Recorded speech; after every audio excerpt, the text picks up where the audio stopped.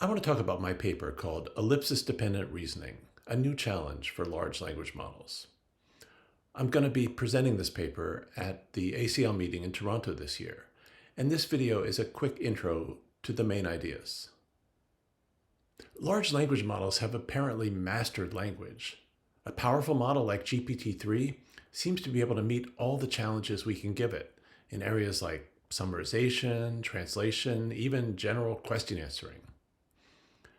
I want to propose a new kind of challenge for large language models, ellipsis-dependent reasoning.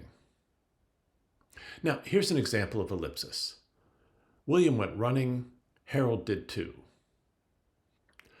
We understand, of course, that Harold also went running. This is expressed by the second sentence in our little discourse, even though the words went and running never actually appear in that sentence. So ellipsis describes sentences with missing material, where the missing material is actually important for understanding the meaning.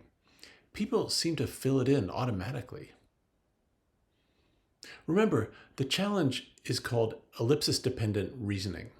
The reasoning part is that we pose a question based on each discourse. So for our example, the question is, did Harold go running? We want to see if the model will give the correct answer of yes here, and similarly with the non-ellipsis version. So here's what I did. I created lots of pairs of little discourses which are identical except for one thing. In one version, the discourse contains ellipsis, and in the other version, the ellipsis is filled in.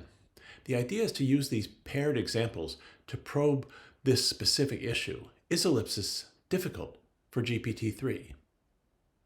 What the results show is that the answer is yes. Look at this bar chart. The orange bars show the accuracy of the model on the ellipsis versions, and the blue bars show accuracy on the non-ellipsis versions. Focusing on the two most powerful models, DaVinci 2 and DaVinci 3, we can see that for the non-ellipsis examples, they both have accuracy in the mid-90s. On the ellipsis examples, accuracy drops to the 70s. Accuracy drops nearly 20% for the most powerful GPT-3 models. For humans, these ellipsis examples are simple. Why should they be so difficult for GPT-3? I don't know the answer. But in the paper, I discuss some intriguing hints about this because it turns out that it matters a lot exactly what form the ellipsis takes. There seem to be some patterns here that might provide clues about exactly how GPT-3 is able to understand as much as it does, and also where it goes wrong.